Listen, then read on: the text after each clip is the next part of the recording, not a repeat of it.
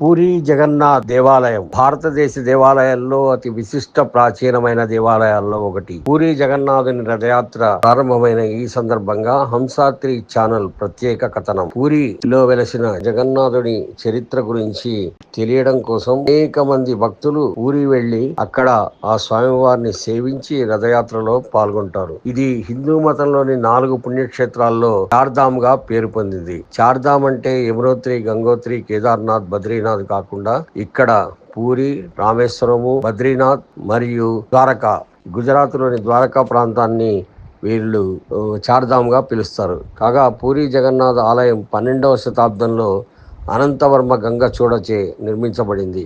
ఇక్కడ పూరి జగన్నాథుడి విశిష్టత బలభద్రుడు, సుభద్ర, శ్రీకృష్ణుడు.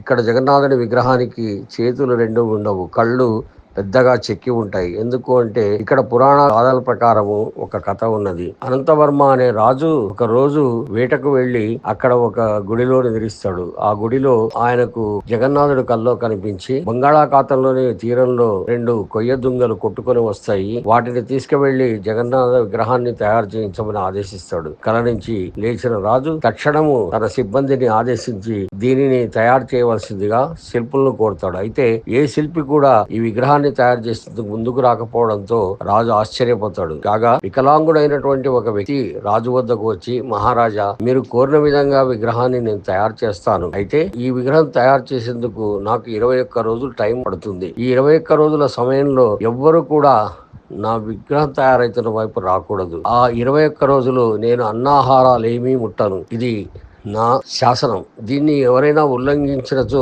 నేను విగ్రహాన్ని మధ్యలోనే వదిలేసి వెళ్ళిపోతాను అని చెప్తాడు. అందుకు మహారాజ్ అంగీకరించి ఆయనకు కావలసిన సదుపాయాలన్నీ ఏర్పాటు చేస్తాడు. ఇలా ఆ శిల్పి, విశ్వకర్మ శిల్పి మొదలు పెడతాడు. ఈ కార్యక్రమాన్ని మొదలుపెట్టిన 14 రోజుల వరకు విగ్రహ నిర్మాణం సజావుగా సాగుతూ ఉంటుంది. అయితే అనంతవర్మ మహారాజుకు చెందిన మహారాణి విసుగు చెంది, ఇన్ని రోజులు అక్కడి నుంచి ఎటువంటి అలికిడి లేదు, శబ్దము లేదు, కాబట్టి ఏం జరుగుతున్నదో చూద్దామన్న ఉత్సుకతతో వెళ్లి గది తలుపులు తీయడం జరుగుతుంది. ఈ గది తలుపులు తీసిన వెంటనే అక్కడ ఎలాంటి శిల్పి కనపడడు. కానీ ఇక్కడ సగము చేతులు లేని విగ్రహము, 2 చేతులు లేని విగ్రహము, కళ్ళు పెద్దగా చెక్కి ఉన్న విగ్రహాన్ని చూడగానే మహారాణి నివ్వెరపోతుంది. తిరిగి బయటకు వచ్చి, మహారాజా, ఇక్కడ శిల్పి లేరు, స్వామి ఉన్నారు అనగా వెంటనే అక్కడికి విచ్చేసిన రాజపురోహితుడు రాజును చూసి, మహారాజా, మీరు చాలా తప్పు చేశారు. ఇక్కడ వచ్చినటువంటి వ్యక్తి ఆ సాక్షాత్తు జగన్నాథుడే. తన విగ్రహాన్ని తానే నిర్మించుకునే సమయంలో మీరు ఆయన్ను ఇబ్బంది పెట్టారు. అందువల్ల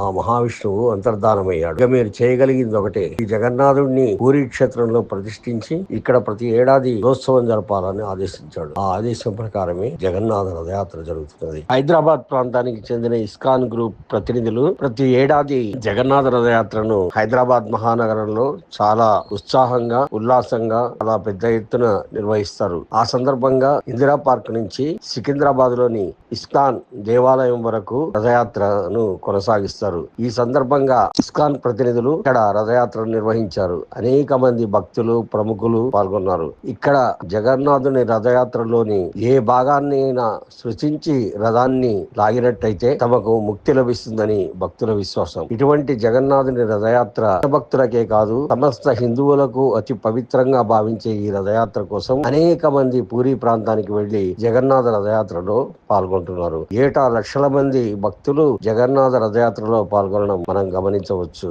ఇటువంటి జగన్నాథ రథయాత్రను కనులారా వీక్షించేందుకోసం అనేక మంది భక్తులు పూరి వెళ్లారని అనేక ట్రావెల్ ఏజెన్సీలు హంసాత్రి ఛానల్ కు తెలిపాయి. ఈ రథయాత్రను కనులారా చూసి మనమందరం ధన్యులమవుదాం.